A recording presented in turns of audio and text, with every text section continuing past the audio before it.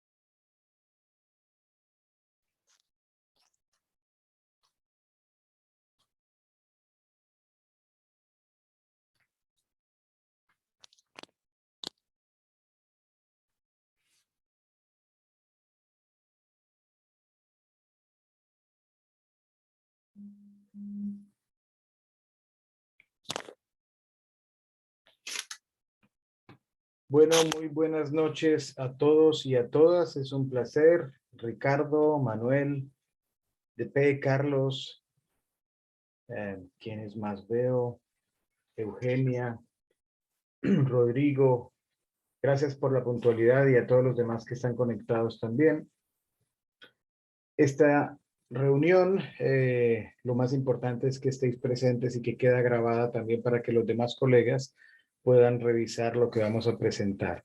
Esta es una de las formas de comunicación que atiende además a una de las indicaciones de la Junta actual de la ALAT, que recomienda una reunión mensual, tanto académicas como administrativas y de gestión.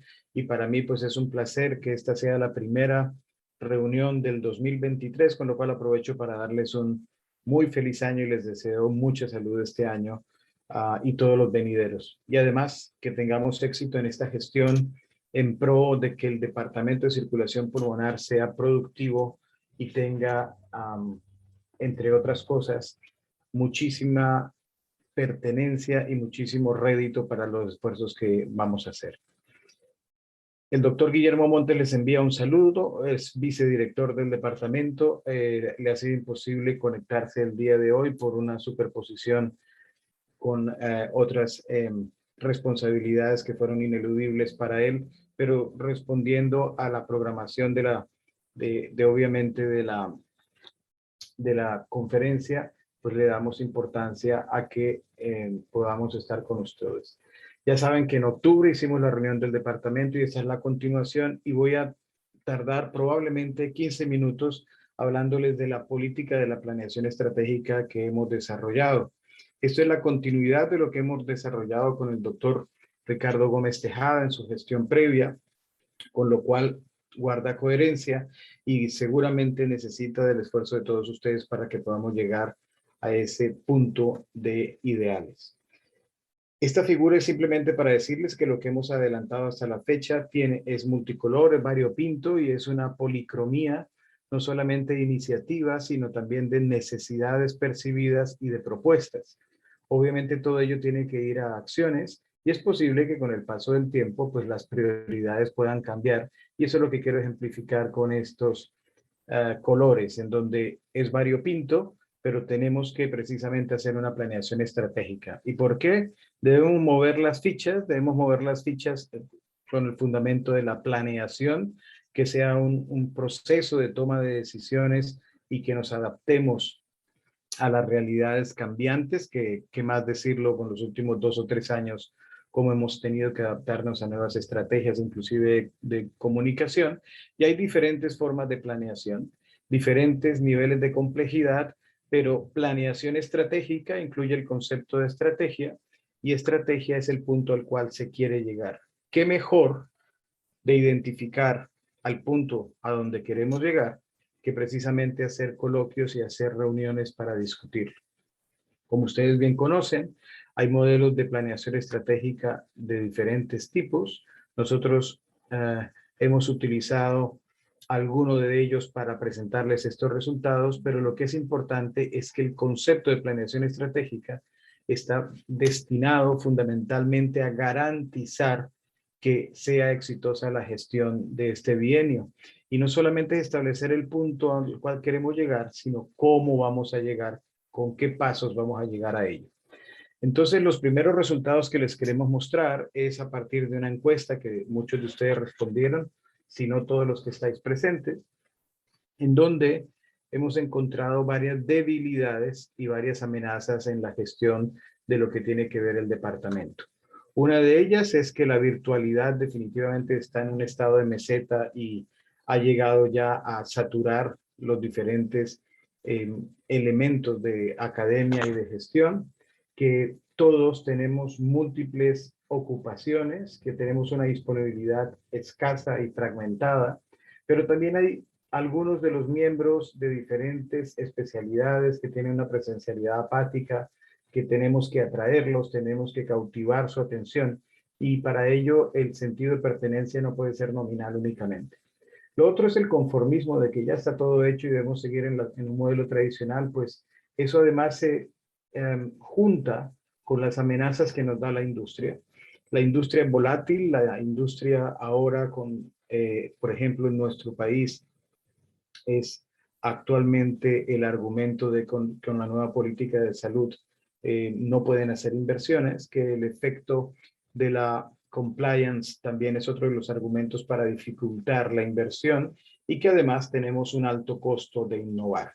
Con lo cual el mérito de estos comentarios es de todos ustedes que nos han hecho llegar en diferentes reuniones, y es importante entonces que estas propuestas y estos proyectos se tengan en mente en esta realidad.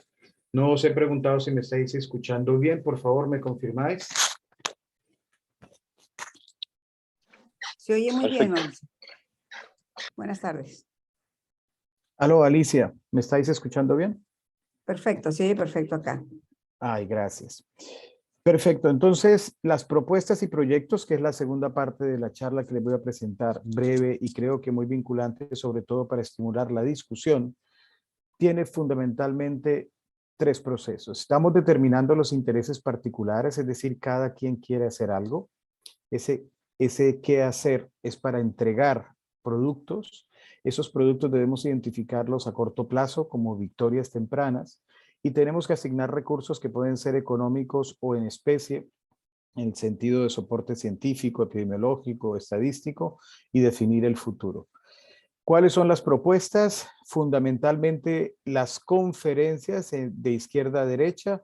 Les muestro, creemos que tiene que haber mucho más contenidos que hipertensión pulmonar y que hipertensión arterial pulmonar. Tiene que haber también contenidos de embolia pulmonar y de tratamiento de otros grupos de hipertensión pulmonar, no solamente la arterial. Y además, enfatizar más en las complicaciones. Luego veis un total de 4 dominios que ya los voy a explicar, que son los diferentes proyectos de tipo plataforma, el Congreso de este año, y además la última columna que probablemente sea la más interesante, que es los proyectos que sean de vuestro interés para que podamos discutirlos y proponerlos eventualmente para gestionarlos.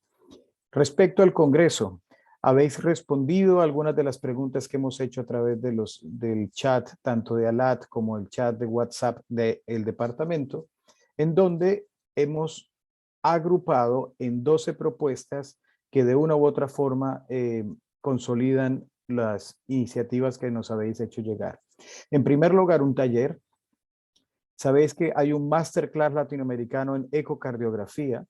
Ese masterclass esperamos poderlo gestionar a través del propio departamento y ALAT, pero para el Congreso se ha convenido, se ha consensuado y lo habéis propuesto un taller de cateterismo pulmonar.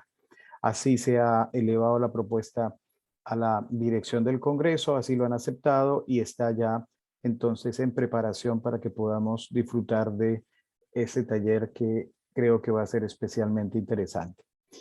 Los puntos 2 y 3 tienen que ver con embolia pulmonar. Uno son los grupos de respuesta rápida multidisciplinarios, los llamados PERT en inglés, donde creemos que debemos resaltar el papel de la fibrinolisis y ahora de los nuevos dispositivos que cada vez se están haciendo más frecuentes para la tromboaspiración. Esto en embolia pulmonar sin o con hipertensión pulmonar de base. Un tema muy importante para Latinoamérica por la frecuencia que hay, ya lo hicimos en el año pasado, la conferencia y discusiones de hipertensión pulmonar en pediatría, especialmente la relacionada con cardiopatías congénitas.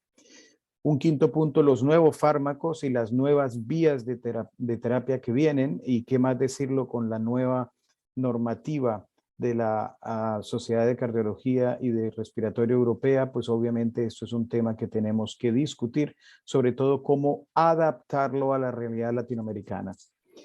Un punto muy importante, los grupos 2 y 3, es decir, hipertensión pulmonar asociada a cardiopatía izquierda y asociado a enfermedad respiratoria, es posible que tengamos que discutirlo en la vista de los nuevos fármacos que aparentan que van a salir. Un tema muy importante que se ha consensuado por muchas propuestas es disfunción de ventrículo derecho. Hablamos de disfunción, pero no está clara la definición, cómo evaluarla, ecocardiografía, biomarcadores, resonancia, TAC, ejercicio o todas. Esto es un tema muy importante. Algo que no hemos tocado con anterioridad son las complicaciones de la hipertensión pulmonar, desde la disfonía hasta la hemoptisis y otras complicaciones. Y luego viene un módulo de pacientes. El módulo de pacientes no es de que participen los pacientes necesariamente. Por compliance podemos estar un poquito restringidos, pero ya les comentaré algo que hemos logrado con una de las agremiaciones que tiene 27 diferentes grupos de participación de pacientes para eventualmente en el Congreso hacer reuniones específicas. Pero para la orientación respecto al pacientes en términos de viajes, la anestesia, la cirugía en pacientes hipertensos pulmonares, la rehabilitación como una estrategia terapéutica no farmacológica, pero que tiene impacto tan importante o más, incluyendo inclusive que algunos fármacos, Y la monitorización con dispositivos ambulatorios. Actualmente hay una gran novedad respecto a las manillas o pulseras, dispositivos domiciliarios, dispositivos basados en TICs, de tal manera que esos son los 11 contenidos que, si estáis de acuerdo, os va a llegar a través del chat para que ratifiquemos, y sobre todo que, así como solicitamos las propuestas, que estas sean las propuestas del departamento para el Congreso, pues aparenta que debe ser comunicado por razones obvias. Y el último de los contenidos es la base de datos global. Esa base de datos global que debe unirnos para el sentido de poder hacer Big Data y poder caracterizar la realidad latinoamericana. Estas son las propuestas del Congreso. Se las dejo la diapositiva y se está grabando para que las discutamos. Y si tienen a bien modificar, agregar o cambiar, no tenemos los 12 espacios, con lo cual alguna de estas tendrá que consensuarse cuáles son las que no podremos presentar. Y además, obviamente, los ponentes, idealmente miembros de ALAT o que hayan colaborado con ALAT en congresos previos. Eso era la primera parte, el Congreso, y ahora vienen las propuestas que hemos venido trabajando con diferentes grupos, por ejemplo, el del doctor Carlos Jerjes, que agradezco mucho su iniciativa y toda su proactividad, en donde estos proyectos longitudinales, el primero es el llamado Tetrix, le hemos dado este acrónimo a una plataforma no es un estudio único, que consideramos especialmente relevante en términos de sostenibilidad para generar investigación propia. La iniciativa, la metáfora con el juego de Tetrix es que cada uno de nosotros tiene experticias en una u otra cosa, expectativas en una u otra cosa, posibilidades de aportar en una u otra cosa, y puede ser desde simplemente ser del foro o liderar investigaciones. Y esto tiene que ver con que debemos propender porque se beneficie a LAT y que no sea un solo estudio, sino que todos podamos, como el Tetrix, adaptarnos y generar las propuestas. ¿Qué propuestas? Pues proyectos, ojalá transversales, multicéntricos, transnacionales, porque esto es lo que nos va a permitir tener el sentido de pertenencia latinoamericano, pero además identificar las oportunidades de mejora más allá de simplemente una frontera de un único país. Y esto tiene que ver especialmente con los modelos de gestión del dato. Este modelo de gobernanza del dato es fundamental y probablemente sea uno de los productos esenciales y prioritarios a generarlo. Este modelo de gestión del dato debe estar centralizado en ALAT, pero todos los afiliados, todos los asociados pueden participar, obviamente, de estos proyectos. Simplemente un ejemplo, esta es una de las publicaciones en Pulmonary Circulation, en donde diferentes autores de diferentes países hemos reunido tiempo y experticias en una u otra forma para hablar de qué está ocurriendo en Latinoamérica respecto a disponibilidad de fármacos, respecto a las coberturas en diferentes países, respecto a los registros que existen actualmente en Latinoamérica.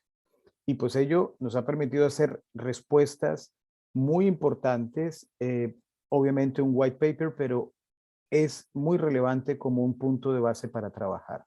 ¿Qué es lo que hemos encontrado? Fundamentalmente lo que conocemos, pero que no ocupa solamente a un país, sino a toda Latinoamérica, y es la disparidad, no solamente en términos de acceso para el diagnóstico, sino para el tratamiento.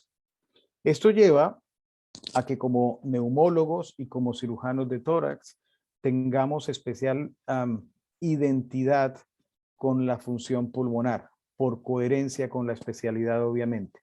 ¿Qué hemos iniciado como la segunda plataforma de propuesta? Hemos iniciado una base de datos común, que actualmente cubre Colombia, y hemos ya resuelto aquellos problemas, digamos, administrativos, en donde estamos fusionando, y de ahí el nombre del proyecto, las pruebas de ejercicio cardiopulmonar, sus resultados, el test de caminata, sus resultados, y la espirometría, entre otras pruebas de función pulmonar, para poder tener un mapa y hacer Big Data y análisis de lo que puede corresponder, por ejemplo, en ancestría, y función pulmonar y capacidad de ejercicio en Latinoamérica y, por ejemplo, altitud. Esta plataforma de fusión de la función pulmonar es de bajo costo y además puede aportar datos no solamente quien está en un hospital de alta tecnificación o complejidad, sino inclusive aquel que tiene espirometría en una clínica de nivel 1. Esto tiene una intención, tiene la intención de disponer de datos latinoamericanos y que podamos aplicar el análisis de Big Data con una u otra plataforma. Esta es la propuesta en la que estamos trabajando, estamos validando esas bases de datos comunes para hacer los análisis de Big Data, que además tenemos un software que nos lee inclusive texto libre en 5 idiomas, un software que tiene inclusive el Albert Einstein u otros centros de Latinoamérica. Creo que esto a través de ALAT sería un convenio muy, muy importante que todos pudiéramos aportar. Y esto es parte de las noticias que les traemos hoy de las plataformas que estamos trabajando con ALAT. La cuarta plataforma de un total de 8 que les voy a mostrar y termino, es un convenio para analizar la contaminación en Latinoamérica basado en satélites de la NASA, satélites de la Agencia Espacial Europea, y creo que la próxima semana podremos tener la información de los satélites de la Agencia Aeroespacial de Japón. ¿Qué importancia tiene esto? Que los satélites de información activa o pasiva nos permiten hacer análisis de grandes áreas y poder en estratos colocar enfermedad y colocar contaminación. Y obviamente hipertensión pulmonar es una de las patologías, pero no la única. Y entre ellas, por ejemplo, hemos logrado encontrar que en la región en donde nos compete trabajar aquí en Colombia, la incidencia de embolia pulmonar está muy por encima de lo esperado y hemos encontrado una relación con la minería ilegal y los mercuriales en el agua. Entonces esto puede tener interés para otros países de la zona andina y Centroamérica que pueda tener similitudes en términos de exposiciones ambientales, en términos de contaminación de agua, de aire o de tierra, de suelo. Otra de las propuestas muy interesantes que nos han hecho llegar son los podcasts. Los podcasts son es ese concepto entre iPod y broadcasting de transmisión a través del iPod y ha quedado llamándose como podcast. Y son formas actuales, como bien sabéis, de comunicación de conceptos, de opiniones. Y no es para revisar los temas, pero lo que se ha propuesto es que vosotros como expertos, vosotros como personas con experiencia en diferentes regiones, podamos compartir comentarios normalizados bajo cierta normativa a través de ALAT, que los costos no son especialmente altos y las plataformas nos permitirían una forma más de hacer presencia en las redes y que, mejor decirlo, cubrir esos espacios que no siempre podemos compartir a no ser que sea en el Congreso. La sexta es una plataforma muy ambiciosa, probablemente sería la guinda que coronaría el postre, es el Banco de Tejido Pulmonar, ya lo iniciamos, hay 3 instituciones en Latinoamérica, una de ellas somos nosotros, pero hay 2 más, una en Brasil y otra en Argentina, que ya hemos firmado los convenios para poder hacer el primer biobanco de pulmón en Latinoamérica. Esa metodología está normalizada, tiene una política a nivel internacional y no solamente sería una colección de muestras, sino ojalá un biobanco. En Colombia hay 2 biobancos, tenemos el de el Instituto Nacional de Oncología y el de la institución nuestra, y esto nos ha permitido obviamente facilitar toda la parte documental. El penúltimo, el convenio con Stanford University. Hoy ustedes vieron que invitamos ya al doctor Vinicio Pérez, profesor de Stanford, un investigador prestigioso, con el que hemos declarado las intenciones y ya tenemos el convenio escrito y en revisión por nuestro grupo para elevarlo a LAT, y si así lo logramos consolidar, tendríamos entonces una forma de hacer estancias en Stanford, que es lo que nos ofrece Stanford, formación continuada, que es lo que nos ofrece Stanford, e investigación colaborativa, pero además Stanford pide estancias en Latinoamérica, quieren poder participar, interactuar con nosotros en nuestra problemática latinoamericana. De tal manera que Stanford nos abre las puertas y qué mejor que hacerlo a través de ALAT con un convenio que trascienda en el tiempo y que permita entonces disponer no solamente de los aspectos académicos, sino inclusive los accesos eventuales a los grants del NIH, por ejemplo, como un R01, que es una de las cosas que estamos persiguiendo. Y finalmente, nos han elevado la posibilidad, la apertura de tener un curso ALAT del Departamento de Circulación Pulmonar.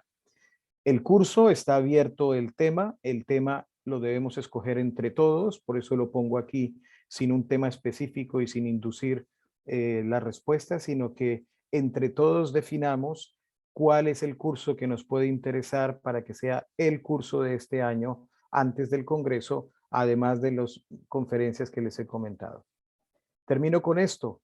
¿Cómo hemos venido trabajando? Pues orientando focos de desarrollo, actividades clínicas, la intención docente, la investigativa, formación continuada, la apropiación social del conocimiento y qué mejor si todo esto intentamos que de cada foco haya al menos 2 productos, tendríamos al final del año al menos 12 productos relevantes si los interpretamos así como planeación estratégica. Con todo ello yo termino. Quiero dejarles la palabra diciendo que los pasos que vienen es que recibiréis una encuesta de selección múltiple de un sí o un no de cada conferencia que les va a llegar para el Congreso, tal como lo hemos hecho, y escogeremos entonces aquellas que tengan mejor puntuación para que sea una selección de un programa sobre cada propuesta, pero una selección consensuada final. Además, la posibilidad de que, independiente de lo que les he comentado, haya algún proyecto o alguna conferencia que no se nos había ocurrido y a ver, creo que también es importante esto porque en las últimas semanas o ahora he caído en cuenta. De tal manera que puede ser un proyecto o una conferencia uni o multidepartamental, incluyendo el curso de ALAT. Y según estas preferencias, pues embargaremos las ideas para que las podamos desarrollar en el grupo. Cuando se dice embargar es que empezaremos a trabajarlas y que si alguien más tiene estas ideas de desarrollo, pues que se sume, pero que no dividamos los esfuerzos. Con esto termino. Os dejo la palabra. Por favor, me comentan qué quieren ustedes adicionar a la discusión y obviamente, repito, agradezco el hecho de que habéis sacado este tiempo para participar de la reunión. Tenéis la palabra, si queréis levantar la mano, yo estoy como administrador, será un placer dar la palabra.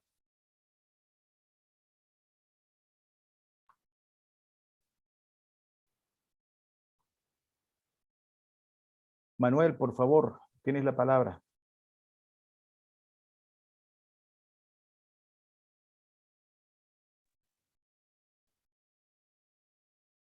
Espera un segundo, Manuel, no te escucho. Hola, ¿me escuchan? Ahora sí, gracias. Bueno, un Buenas noches, cordial Manuel. saludo. Buenas noches, Mauricio, un placer oírte, verte. Un feliz año, también un saludo especial para todos los compañeros. Bueno, ¿qué puedo decirte? La verdad es que la presentación es muy completa. Tenemos aquí una línea amplia de desarrollo. Me gusta mucho la parte del trabajo en equipo. Creo que esa parte donde podemos hacer grupos que integremos, esto probablemente sea lo que le dé valor realmente al trabajo en ALAT. Cuando podamos nosotros unirnos y generar una actividades realmente latinoamericanas, pues ese es nuestro gran valor. Quería hacerte una pregunta. ¿Hay una parte donde esto lo van a someter o definitivamente esta es la línea o vamos a escoger un proyecto o la idea es que salgan todos? Gracias, Manuel, y feliz año también para ti. No nos hemos visto desde el año pasado, literalmente, ¿no? La idea es que ya se ha pasado filtro.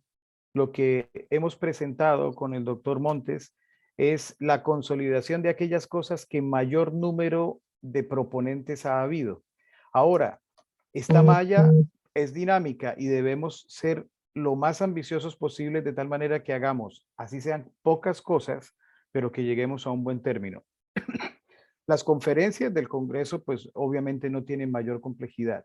Los proyectos no necesariamente tienen que ser sincrónicos, pero sí son ideas a desarrollar. Y yo quisiera aprovechar que Carlos Jerjes ha levantado la mano y con él precisamente hemos trabajado una iniciativa que puede ser muy interesante y que puede trascender a transnacional en términos de investigación básica con modelos animales inclusive, ¿no?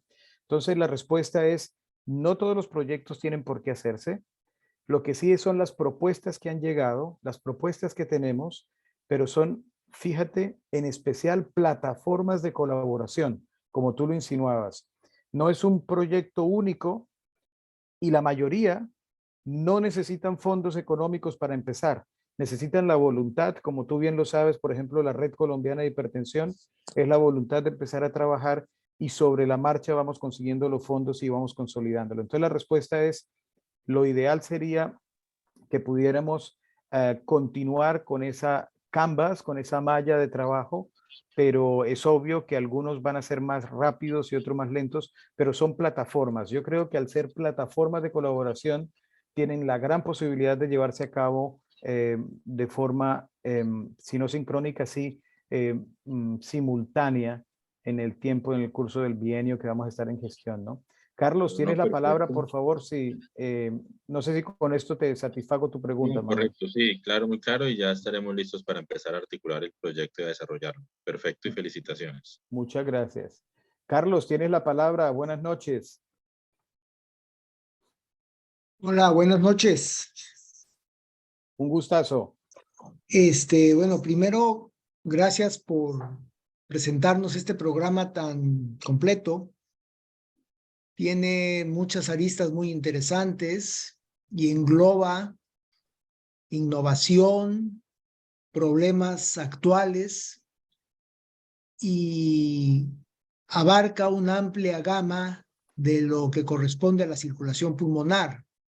Entonces, pues primero yo extiendo mi felicitación por este excelente proyecto. Y yo trataría de pensar o reflexionar con ustedes en dos puntos importantes. Uno, la disfunción del ventrículo derecho. Realmente no existe una definición y si uno busca en la literatura, uno puede encontrar arriba de 35 o 50 definiciones diferentes. Sí. Y aún no lo podemos consolidar. Y es muy importante porque en base a la disfunción del ventrículo derecho se toman decisiones en el paciente agudo, de tal suerte que ese sería un área de oportunidad muy importante, tratar de que a través de la LAT se genere algo como una posición o un trabajo de posicionamiento del capítulo de circulación pulmonar, tratando de generar una definición moderna de disfunción del ventrículo derecho, pero que además sea accesible a la mayoría de los niveles de atención. Si esto se lograra, se podría dar un avance muy importante para estratificar mejor al enfermo con un evento agudo. Ese es un punto. Y el otro punto es la zona gris que hay en tromboembolia pulmonar y tratamientos avanzados. La realidad es que la tromboembolia pulmonar submasiva o de riesgo intermedio, bajo y alto, todas las guías internacionales recomiendan no hacerlo.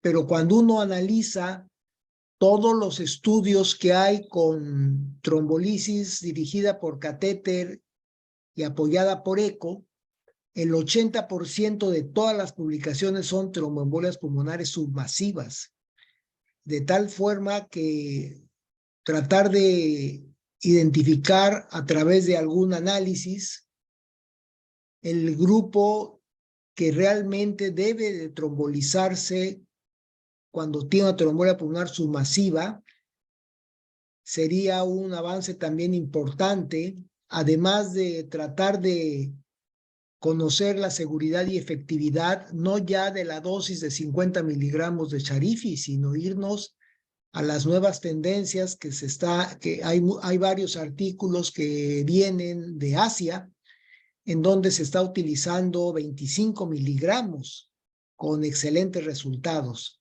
Pues ese sería mi comentario y nuevamente, pues felicitarte por este excelente programa y la realidad es que es muy completo y uno no le encuentra mucho que modificarle. Muchas gracias. Muchas gracias, Carlos. Ahí nos queda el modelo de monocrotalina tuyo, que yo creo que es muy importante que lo podamos difundir y ojalá si en el Congreso podemos inclusive incluir algunos de los abstracts tuyos porque creo que son especialmente importantes.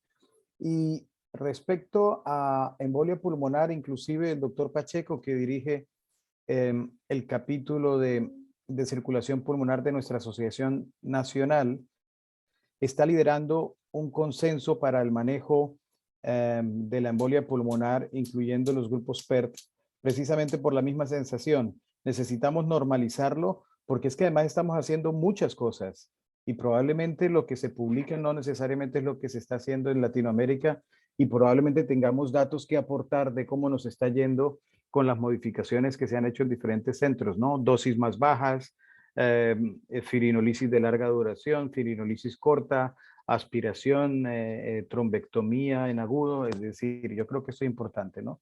Y respecto al programa, gracias, Carlos, necesitamos es que continuemos, les agradezco y es la oportunidad de que en esas respuestas que dais está el mérito. El mérito lo hace esto, el grupo, ¿no? Rodrigo, buenas noches, ¿cómo estás? Qué gusto que estés. El doctor Rodrigo Hoyos tiene la palabra. Aló. Te escuchamos, Rodrigo. ¿Cómo está? Buenas noches. Muy buenas noches con todos. Mauricio, un feliz año para ti y para los amigos de Colombia y de toda Latinoamérica. Desde que ustedes se pusieron al frente con el doctor Montes, sabíamos de la calidad de personas y de académicos que son y que no van a defraudarlo al departamento. Entonces, está en muy buenas manos, se ve el trabajo. Esto es de día a día, han trabajado bastante. Está sintetizado, creo que han recogido todas las necesidades sentidas que hay en esta parte del mundo. Sí. Entonces, tal vez, no sé si se saltó algo por ahí, altura, altitud, no nos dejarás aparte.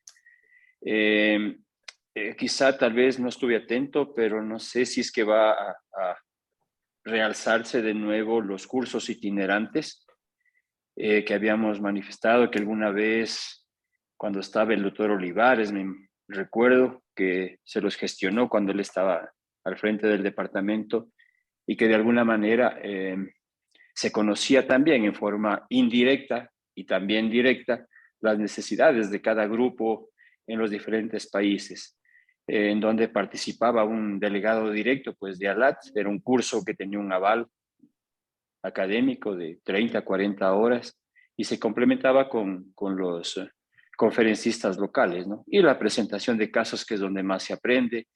Vemos la realidad local. Nosotros acá en mi país, Ecuador, no pasamos de sildenafil y bocentán. Sin embargo, pues no queremos estar apeados de lo que pasa a nivel mundial. Por eso queremos estar presentes también en este tipo de reuniones. Vemos que estas plataformas son muy inclusivas, más bien no están dividiendo, hay que sumar, hay que complementar. Y yo pienso que está bien. Solo esas par de sugerencias. Gracias, Rodrigo. Adelante, claro que sí. ¿no? Por el tiempo. Gracias y gracias por todo lo que te corresponde de las comunicaciones que hacemos por el interno, por tu proactividad. Lo de altitud es un error mío de digitación en la diapositiva porque lo tengo precisamente y tú has sido muy enfático y además estoy en Puerto Rico, los saludo desde Puerto Rico, en donde precisamente mañana hay una conferencia monográfica, una sesión monográfica de hipertensión pulmonar en niños y altura.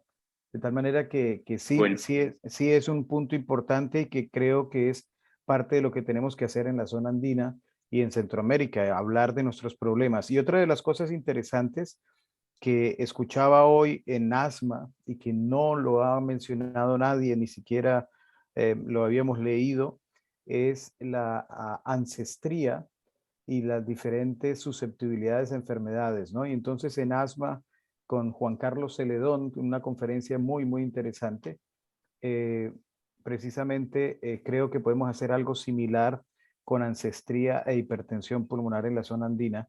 Creo que son trabajos interesantes. Stanford precisamente entraría en ello en toda la parte de estudios poblacionales, ¿no? Pero altitud y ancestría lo tienes clarísimo y yo creo, Rodrigo, tenemos que ponerlo. Fue error mío de digitación en la diapositiva, mea culpa, pero sí es uno de los temas que se había sugerido en el chat y por vía interna también lo había recibido. Doctor Narváez, Carlos Narváez, tiene la palabra. Muchas gracias por unirte y te escuchamos. Hola a todos, Carlos Narváez del Hospital Tacuba del Iste, México. Fíjense que algo que todos han estado platicando es la parte que estamos nosotros haciendo en un taller. Entre nosotros los cardiólogos que estamos ahí en el hospital y los internistas, apenas se acaba de meter neumólogo, pues no estábamos de acuerdo en qué es la disfunción de ventrículo derecho. Y entonces pensamos en hacer, los que estamos interesados en el hospital en esto, en hacer un taller de cateterismo de ventrículo derecho, pero ese cateterismo, o sea, ese taller no incluye solo cateterismo, sino también incluye el eco del paciente. Para que veamos que a veces hay disfunción ventricular derecha sin que haya hipertensión arterial pulmonar, y hay veces que hay hipertensión arterial pulmonar sin tanta disfunción de ventrículo derecho. Obviamente depende del contexto del paciente. Llevamos 3 talleres y lo más impresionante es que ha habido neumólogos, ha habido cardiólogos, a los cuales salen contentos del taller, pero muchos no saben qué pedir o qué ver en el eco. O reportamos los cardiólogos ecocardiografistas los ecos y no somos, voy a usar una palabra de alguien de aquí de México, somos más izquierdistas que de derecho, que derechistas, ¿no? Eso hoy por hoy casi es peligroso decirlo. Sí, perdón por si, pero terminamos haciendo eso y no reportamos bien el derecho, y cuando nos llega el eco y vemos que la imagen está más grande el derecho que el izquierdo y no nos reportaron esto, o sea, ni siquiera ponemos cuidado en esto. Entonces el taller que nosotros propusimos es no solo de cateterismo derecho, sino relacionar también con el eco esto, y espero que sea, que cumpla con todo lo que se requiere, ¿no? Qué bueno, Gracias. Carlos, muchas gracias. Y tenemos que hablar para ver si podemos hacer un taller multiparticipativo, es decir, que cada maestrillo tiene su librillo, se dice en España, ¿no? Claro. Es decir, ¿cómo lo hago? Yo lo hago así, ¿cómo pongo el cero? ¿Cómo enclavo? Que si el multipropósito, que si el SWAN. Es decir, hay muchas cosas y de ahí puede surgir un artículo muy interesante, similar al que hicimos.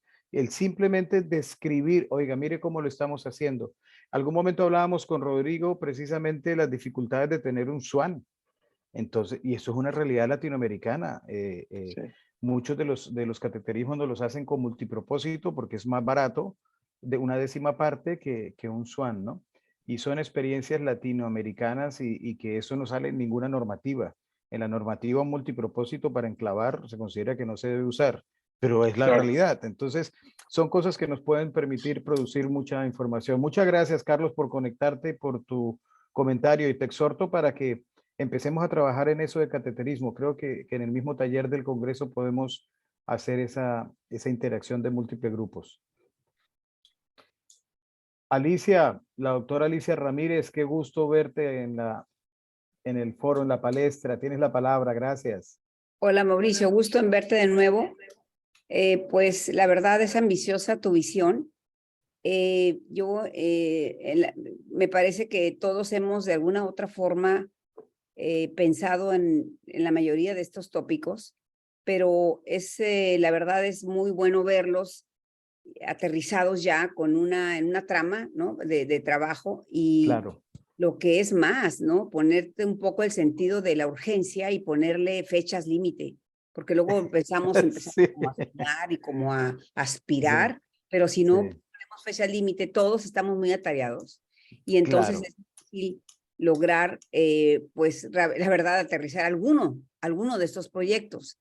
En particular, ahora mismo que el doctor Narváez hacía esta observación de lo que es disfunción ventricular derecha y lo que decía también Carlos Jerjes, hemos hecho, Carlos y yo, muchas veces y todos ustedes estoy seguro, razonamiento de que a ecocardiogramas iguales son diferentes biomarcadores, es diferente curso clínico, diferente pronóstico. Entonces creo yo que estamos siendo como muy anatomistas y estamos viendo nada más los datos que nos da morfológicamente los estudios de imagen, eco y mucho más ambiciosamente, desde luego, pues la resonancia y también los datos que nos dan muy puntuales el cateterismo, pero nos está faltando, creo yo, englobar un concepto de funcional de disfunción ventricular en el que van incluidos, desde luego, la ancestría, como dices, ¿no? Los biomarcadores. Y la Y creo yo que epigenética, para la este proyecto tan epigenética, ambicioso de la plataforma, de la plataforma del proyecto Banco, si ya te vas a meter a buscar biopsias de pulmón, que es pues técnicamente es más difícil, ¿no?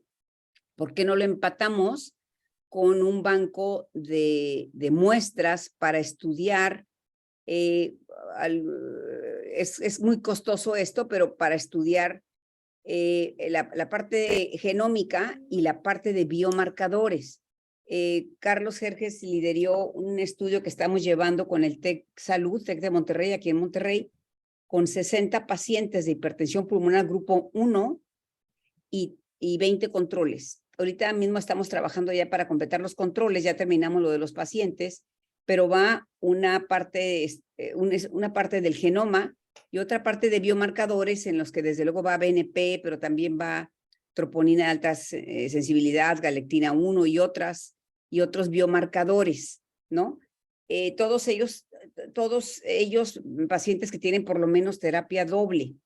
Entonces, yo creo que si en esta propuesta tuya es irte al tope de conseguir la parte histológica, pues una parte que enfrentaría un reto menor en el término de invasión al paciente o en el término de obtención de la biopsia, pero más costoso quizás, que es la parte de el estudio genético y el estudio de biomarcadores. Hacer un claro, claro. costo-beneficio muy cuidadoso porque es muy costoso.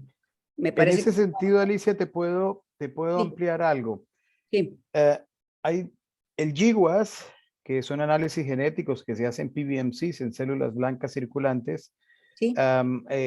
Ya comentábamos y queríamos, no lo presenté porque aún está en conversación, para poder hacer GWAS de estos pacientes implica toma de muestras que no es tan costoso, ni mucho menos la toma de muestras, lo que es costoso es el GWAS, pero eso ya está robotizado, inclusive el análisis.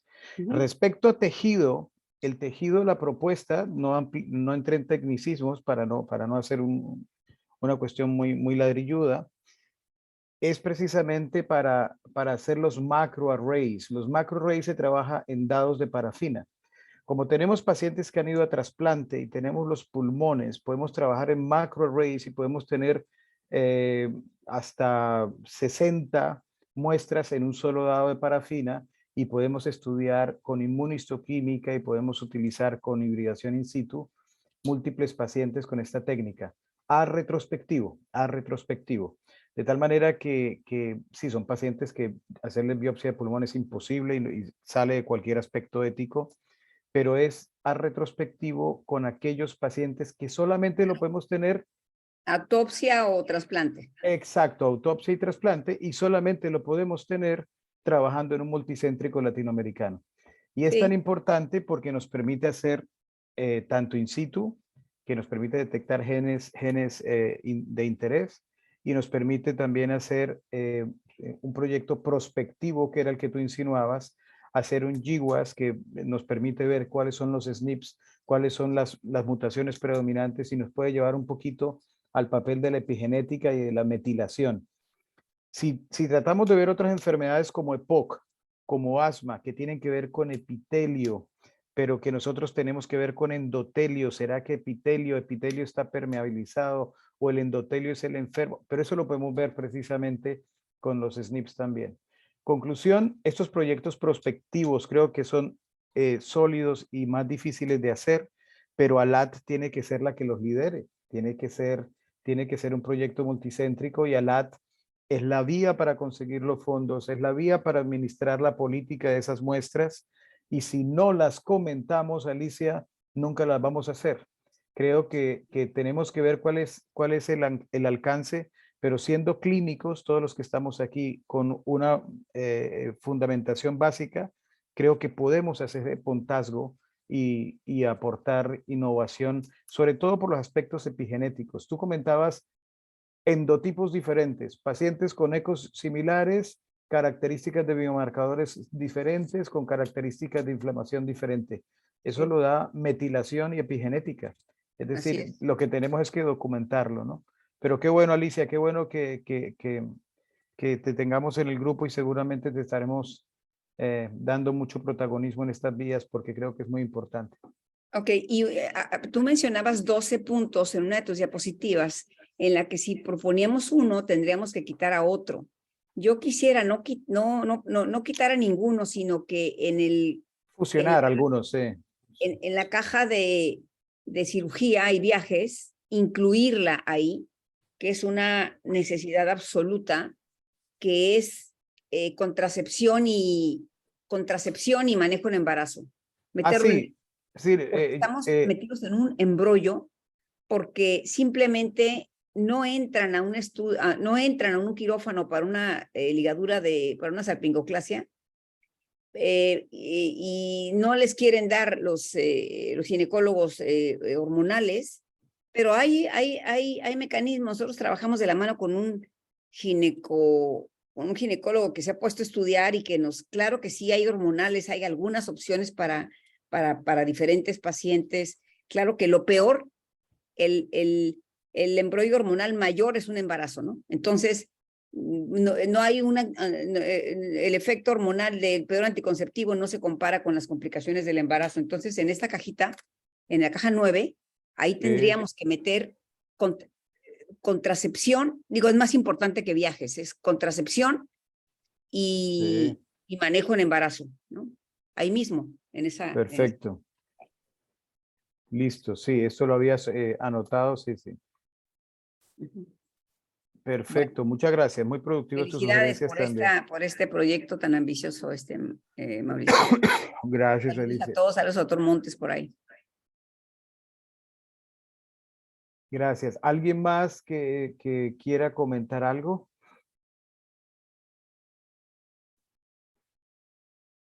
No veo manitos levantadas.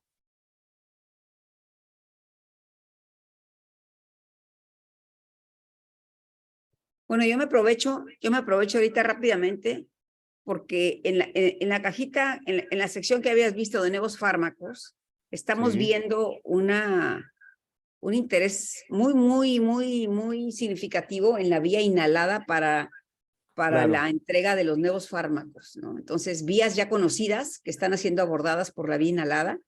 Sí, aquí en la cajita 5 está nuevos fármacos, nuevas vías. Lo fusionamos. La vía inhalada está haciendo, justamente vamos a empezar un estudio en una de estas moléculas que hace un estudio de estructura tridimensional y de función de la vía aérea, ¿no? Estamos acá, Carlos y yo, en Estados Unidos, en el meeting que va a empezar mañana, y en el que para el abordaje de la vía inhalada tenemos que ver con qué estamos trabajando, qué vía inhalada, porque estoy segura de que todos ustedes han visto que los pacientes de hipertensión pulmonar, en gran proporción de ellos, tienen alteraciones de la mecánica ventilatoria. Tienen patrones restrictivos y patrones obstructivos, que a veces batallamos para meterlos en los criterios de inclusión de algún estudio porque juntos no dan parámetros. Claro. Esto, por Entonces, ejemplo, en las complicaciones, Alicia, una de las complicaciones son las obstrucciones bronquiales por la víscera cardíaca, por el cambio en la morfología del mediastino, esto es uno. Y dos, precisamente que la cardiomegalia puede producir alguna restricción o una traducción en menor capacidad vital. Y nosotros evaluamos músculos respiratorios porque somos muy sensibles a los músculos respiratorios por coherencia de años de trabajar en ellos. Y se nos ocurrió medir la presión inspiratoria máxima, la expiratoria máxima y la transdiafragmática. ujú, Oh, sorpresa, el 100% de los pacientes con hipertensión tienen pulmonar los bronquiales. arterial son débiles y fatigables, de tal manera que es algo que nunca le hemos dado atención. No sabemos cuánto de los síntomas de disnea o de disnea tienen que ver con la disfunción muscular y cuánto de estas exacerbaciones que los pacientes tienen o los tratamientos pueden estar afectando un músculo, ¿no? De hecho, la sarcopenia pues no es para nada infrecuente en estos pacientes, sobre todo en la enfermedad avanzada, ¿no? Entonces creo que dentro de complicaciones, las alteraciones coexistentes de los flujos dinámicos como la espirometría o los volúmenes estáticos, creo que eso es un punto de discutir, porque siempre lo que tú dices es cierto, ¿no? Una capacidad vital por debajo de 80 no es infrecuente, no es infrecuente, entonces nos dicen que es que tienen alguna enfermedad respiratoria, ¿no? Eso tienes toda la razón. No, y no solo mecánica, sino también bioquímica, ¿no? Algo hay de disfunción de la vía del óxido nítrico, ¿no? Algo hay también de inflamación de tipo 2, como con algunas, hay un componente inflamatorio en algunos pacientes, en algún fenotipo de pacientes tienen este compromiso también inflamatorio, ¿no? Sí, Entonces, y no sabemos cómo en la zona andina está eso expresado, exactamente. ¿no? Y la verdad que esta parte 5 es fantástica. Nuevos Ujú. fármacos ocupa yo creo que lo mismo que nuevas vías, ¿no? Está bastante interesante esta división que hiciste acá. Gracias, Alicia. ¿Alguien más tiene comentarios? Bueno, si no los tenéis, vamos a cumplir con el compromiso 1 hora 8:02. Yo les agradezco a todos ustedes el haber sacado el tiempo para estar participando. Esta grabación se va a difundir y sobre todo lo que hemos discutido, complementaré las diapositivas y se las haremos llegar para que precisamente quede como un documento más utilizable, no solamente en la presentación grabada.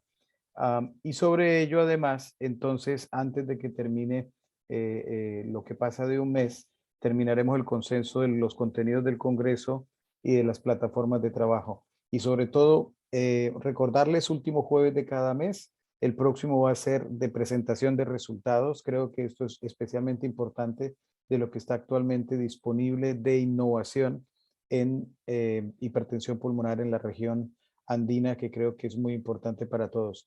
Muchísimas gracias. Si no tenéis nada más que anotar, os deseo una muy buena noche y nuevamente muchísimas gracias por haberse presentado.